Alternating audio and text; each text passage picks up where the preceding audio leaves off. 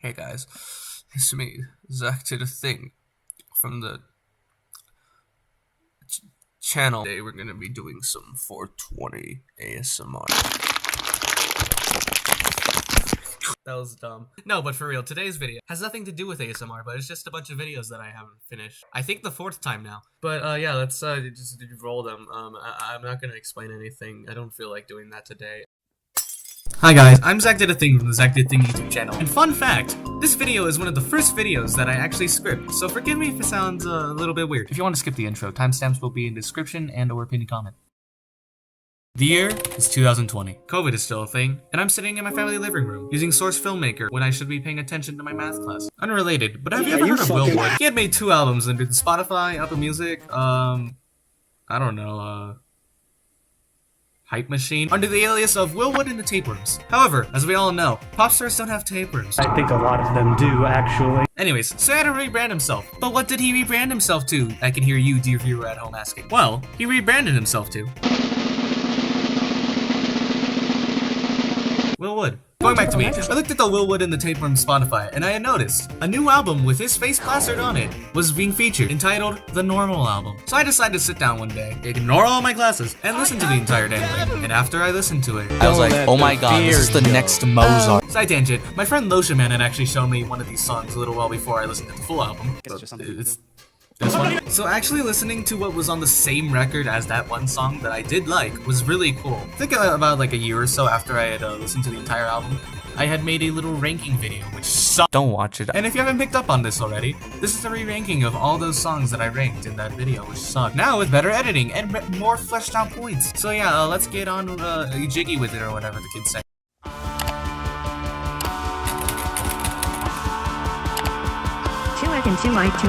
Now, unlike the time before Land, I think that Second Sight series is at the bottom of my list. For a multitude of reasons, really. And by a multitude, I mean one. And that one reason being, I don't connect with it as much as I do with the other songs in the album. But I'll give my thoughts on those later on in the video. Oh, and also the fact that this whole album is so good. Oh my god. One song had to be number 10, and Tuek and Tuai Tuyer took it for the team. Thank you for your service. That's 2 things!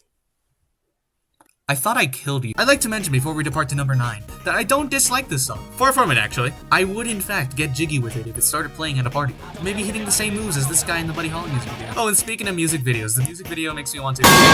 And it looks like I've run out of things to say about this song. Wow, would you look at that? Let's get on to the next one. And then I didn't. Here's my list if you want to know. Yeah, I'm not gonna make this a video anymore, sorry. Hi, I'm Zach Did a Thing from the Zach Did a Thing YouTube channel. In today's video, I'm gonna be showing off 9 Paradox Pokemon starter designs I made. The 9 starters that I picked are my favorite evolutions from each generation. So yeah, let's do Gen 1 first. So starting off, I drew a sketch on paper of the little fire starter, who was originally gonna be named Frattery. For some reason. Originally, my concept was gonna be, hey, this is gonna take place in New York, and it's gonna be about class and whatever. I ended up scrapping that idea. So I sketched over my sketch, and then I decided to do my line work. But isn't that cool? It's my first attempt at trying to replicate the Pokemon art style, and it looks alright. I think my main problems with it, though, is just, like, how I shaded it, and also the colors. Looked a bit too, like, desaturated, I feel like.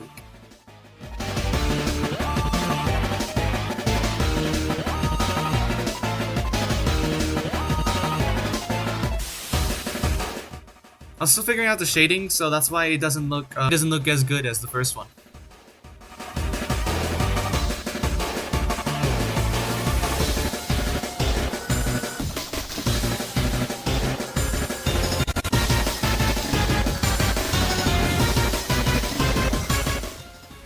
So this is the original draft, and like I said, I was not very happy with it. So I remade it, and here's that one. So I started by sketching over my original drawing and changing stuff to make it look better, I think. I changed the shape of the ears just to make them look a bit more unique. I made the little tufts of hair on the side a little more rounded so they're not as harsh. And I messed around with his little body hair for a while, then I eventually gave up on that for a second and then I brought it back. On his new design, I struggled most with his arms, mainly because I couldn't figure out how to pose them. I eventually just decided to do the same thing I did originally. So I decided to brighten up the colors and desaturate them, just to make them look a bit better, I feel like. I also changed his tail to look more like a fuse, because that would be played on a bit later on into the evolutionary line. By this point, I figured out how to do the shading style a bit better, so yeah, I'm just gonna let the rest of this video play out.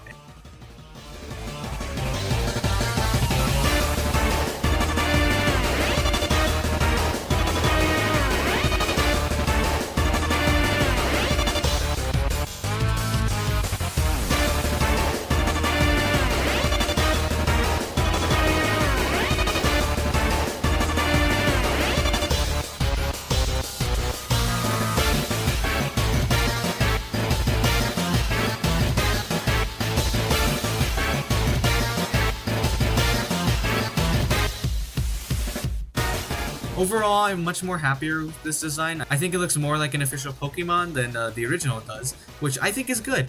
So yeah, let's go on to his evolution. Well, to do a better job, I think. It was great. Was pretty fun, and you know, it's first speedrunner of the year. I was like, I just want to draw dinosaurs.